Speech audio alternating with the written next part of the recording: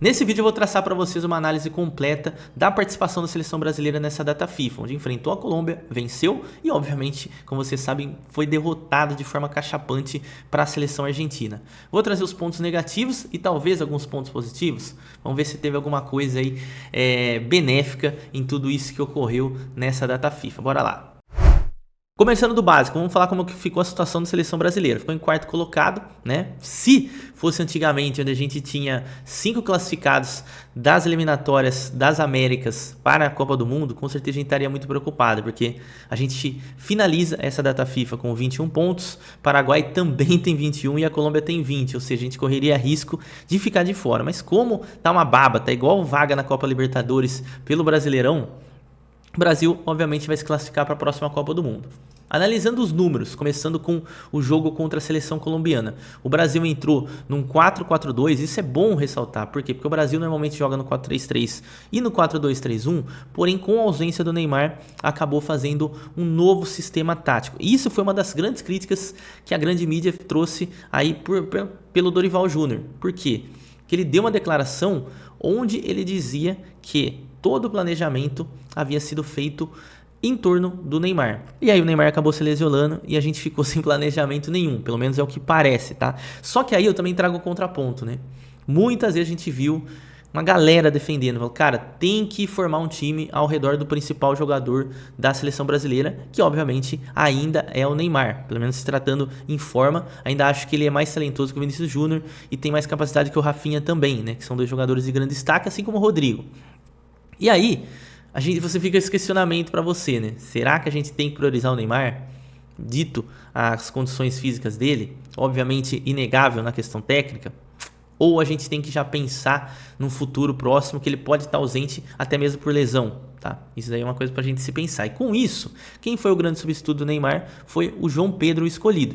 E aí, muita gente vê o João Pedro com a camisa 9 e tal, fazendo gols no Brighton, só que quem não conhece às vezes acaba tendo essa falsa identificação dele como um camisa 9. Mas se a gente for analisar mesmo o João Pedro jogando, ele também não é um camisa 9.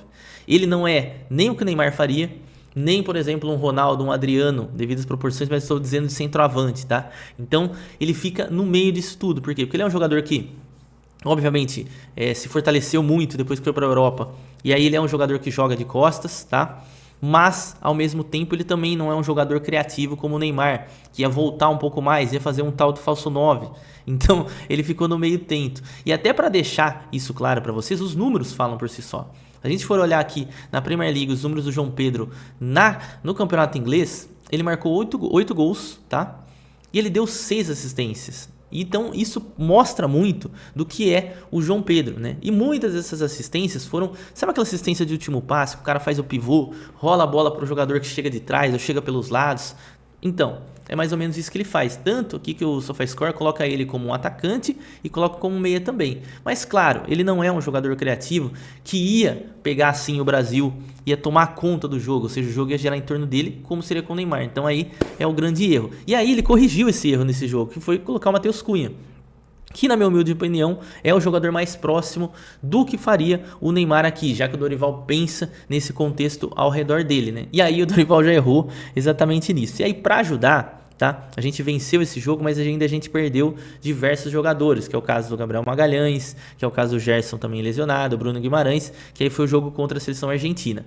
Para trazer alguns pontos positivos desse jogo, já que essa foi a partida onde o Brasil atacou, então a gente vai falar muito ofensivamente e vou mostrar alguns lances para vocês também. Como a gente pode ver, ó, o Brasil de fato atacou bastante, teve 17 finalizações, 5 defesas do goleiro da Colômbia, que inclusive jogou muito bem, né? O Camilo Vargas, e fez bastante cera, né? E eu quero trazer aqui para vocês alguns lances. O primeiro deles, tá? É esse daqui, né, que coincidentemente foi o lance que ocorreu o pênalti a nosso favor, logo no início da partida, ali com próximo de 3 minutos. Que é o Vinícius Júnior fazendo facão, que é uma coisa que eu fico de cara de não ver na seleção brasileira. Para quem vê jogo do Real Madrid, sabe que ele faz isso a todo instante. E na seleção brasileira isso não acontece. Outro ponto, o Rafinha descendo ali como um meia, né? Por mais que o Rafinha, num posicionamento inicial, a gente veja ele pela direita, ele está jogando muito mais pelo lado esquerdo. Então, consequentemente, ele vai empurrar o Vinícius Júnior para ser mais um atacante. Não à toa o Dorival entrou com 4-4-2 aqui. Acho que o Vinícius Júnior, o futuro dele na seleção brasileira é fechar um pouco mais, tá? E o Rafinha, hora ou outra, fazer um corredor e jogar pelo centro, como a gente viu nesse lance, que acabou, né, coincidindo com o pênalti aqui do Daniel Munhoz, né? E aí depois, um outro ponto que eu gostaria de destacar foi o segundo tempo já com o Matheus Cunha, tá? Por quê? Porque o Matheus Cunha, como eu disse, hoje no Wolverhampton, ele também não é o 9. Lembrando que ele já foi convocado como 9, mas dessa vez, até mesmo na lista do Dorival, ele já apareceu como um meia, tá? Isso é natural, porque essa é a função que ele vem se destacando bastante no Wolverhampton, fazendo gols, mas dando assistências também. Ele é um jogador que baixa um pouco mais, cria mais essa jogada, esse tipo de jogada, essa situação de jogada mais próxima do gol, tá? Também não é o Neymar que vai buscar a bola lá no meio campo, mas ele é muito mais próximo do que faria o Neymar do que o João Pedro. E aqui a gente vê ele recebendo a bola do Joeliton, e aqui eu fiz questão de destacar o Rafinha entre os zagueiros, que é uma coisa que o Rafinha também vai fazer em diversas situações, principalmente se houver Neymar. Eu não acho que o Neymar vai ser o último homem, acho que muitas vezes ele vai baixar, tá, e vai fazer essa troca com o Rafinha. E aqui a gente observa, né, a qualidade técnica do Matheus Cunha, principalmente para quem não conhece. Tinha 4 jogadores aí da seleção colombiana muito próximos ali da posse de bola dele, e ele tira um, tira o segundo, faz o cruzamento, e se o Savinho tivesse um pouco mais atento, talvez a gente teria a oportunidade de marcar esse gol. Um outro ponto, também se tratando do segundo tempo, aqui com 36 minutos, o Wanderson realmente não foi bem. Apesar de eu acreditar que o Wanderson é um bom jogador e tem que ser insistido ali na seleção. Um outro terceiro, que inclusive escrevi lá no blog do Futebol no Detalhe, é o Dodô, que eu imaginava o Dodô da Fiorentina como uma boa opção para a seleção brasileira juntamente com o Wesley. Achei que iriam os dois. Acho que o momento do Dodô era muito bom e poderia ter sido melhor aproveitado. Inclusive o Dodô é muito bem ofensivamente e defensivamente em duelos no chão ele também é bom. Coisa que depois a gente vai ver aqui e analisar alguns contextos do Wesley que acabaram me incomodando. E aqui a gente vê, né, uma troca de Wesley e Savinho. E uma das coisas que a gente sempre cobrou sobre a seleção brasileira, né, quando tinha o Danilo como principal titular.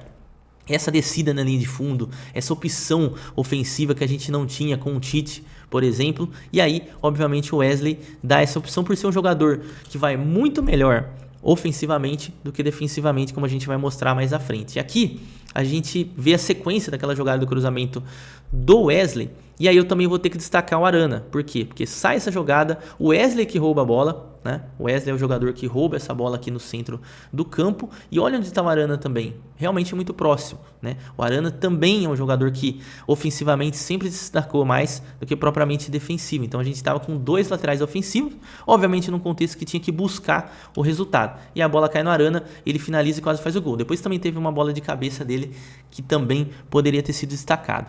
Agora, antes da gente passar para os lances da Argentina que eu separei, o Brasil venceu o jogo, né, com o Vinícius Júnior. Aliás, chuta Vinícius Júnior. Na seleção você tem que chutar.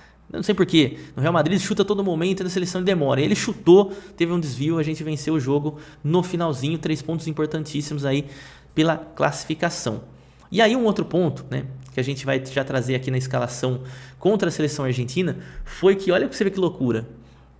Muita gente fala, né, pô, não vamos discutir, que eu até concordo, né, de certa forma, com a escolha do terceiro goleiro, né, que foi muito questionado essa presença do Bento, porque nem no Al Nassr ele está se destacando tanto. Acho que o Lucas Perry, por exemplo, que foi convocado pela questão do Alisson, né, da lesão do Alisson, né, que teve a concussão no primeiro jogo, estava até em melhor momento, poderia ter sido melhor aproveitado, mas, claro, né, por hierarquia, era Alisson, Ederson e Bento. Alisson lesionou, Ederson também lesionou, ficou o Bento como titular. E o Bento realmente não foi bem, pessoal. Acho que ele falhou no gol do McAllister, tá? Acho também que ele falhou muito em saída de bola, inclusive entregando algumas posses ali com os pés, né? O jogo dele com os pés foi muito ruim, estava muito tenso, né? E até mesmo a saída dele pode ser questionada como uma falha, né, do primeiro gol da seleção argentina. Mas fato é, o que o Brasil mudou para o segundo jogo de forma forçada?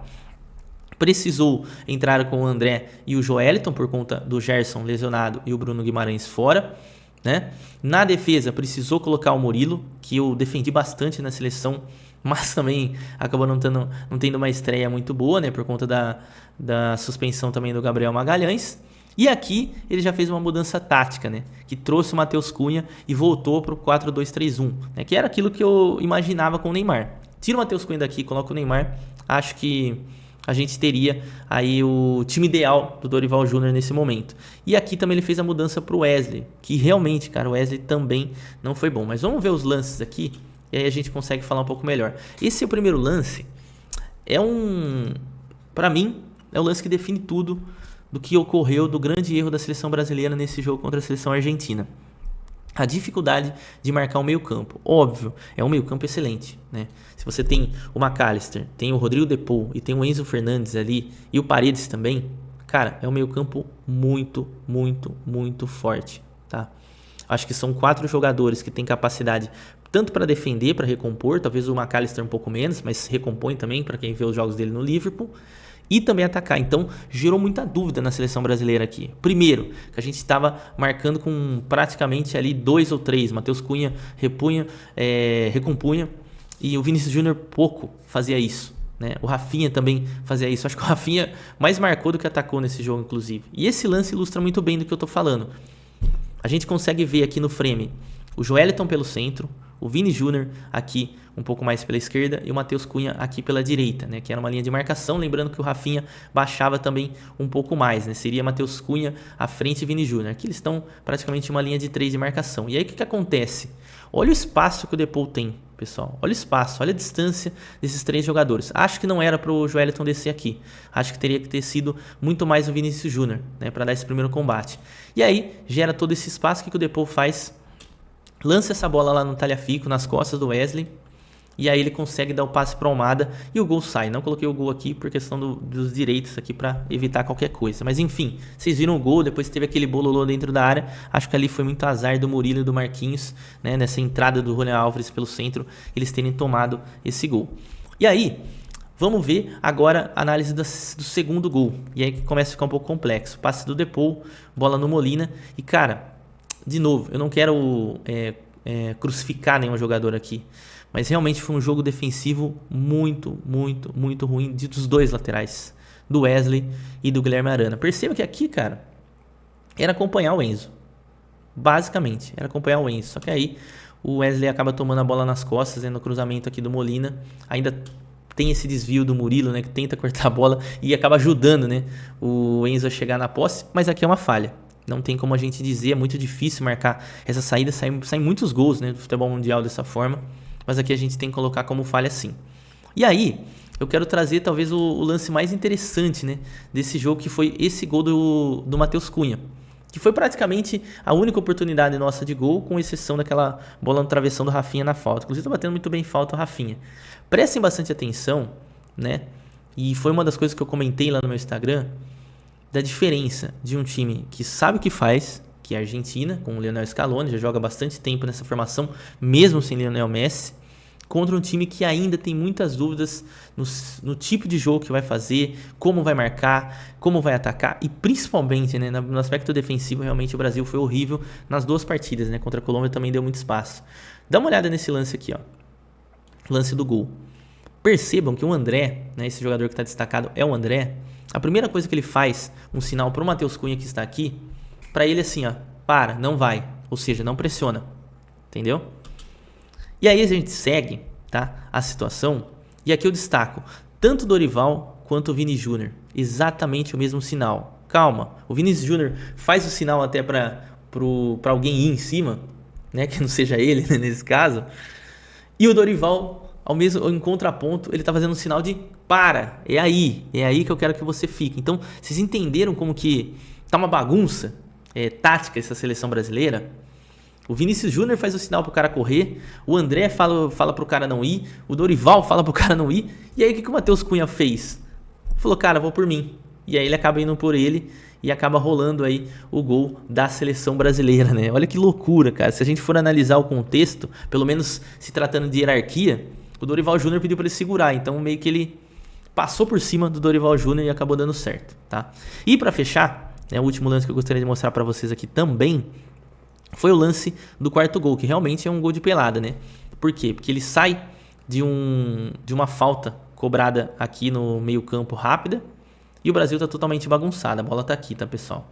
E aqui, o Savinho já havia entrado em campo, né? E aí o que ele fez? Ele centralizou o Rafinha, deixou o Rafinha mais ofensivo e o Savinho faz o lado. Então, Aqui eu deduzo que o jogador que teria que fazer essa cobertura seria o Rafinha, seria o Savinho, perdão.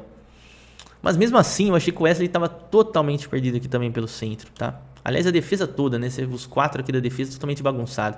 E aí o Tagliafico recebe com espaço, o Wesley vai pressionar, o Savinho próximo também. Poderia já ter saído o gol aqui, porque ficou Léo Ortiz e Marquinhos para trás, mas o Tagliafico erra o cruzamento. Nesse momento eu estava assistindo o jogo e eu falei, corta. Falei, é bola para cortar. E aí eu não sei por qual motivo, razão, circunstância, o Arana, que como eu falei, fez um jogo bem ruim também, acabou dando uma desacelerada. Talvez ele não esperava que o cara ia chegar inteiro aí na posse, ou talvez ficou com medo de fazer um pênalti, não sei. Ele desacelera e o Giuliano Simeone, né, o filho mais jovem do Simeone, acaba marcando o gol.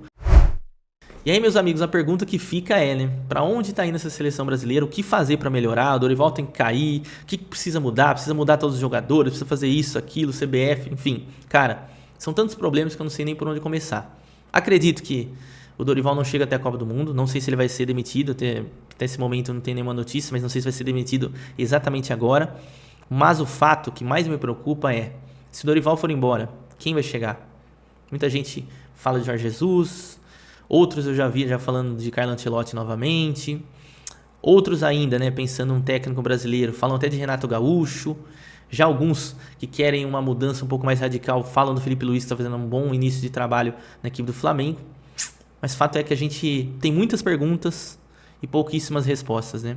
Então, acho que o momento de seleção realmente é muito preocupante. Há um ano e pouquinho aí de uma Copa do Mundo, a gente está realmente perdido, tanto em campo quanto fora dele. Gostou dessa análise? Não esquece de se inscrever aqui no canal, dessa moral aqui, estamos começando agora, beleza? Tamo junto e aquele abraço.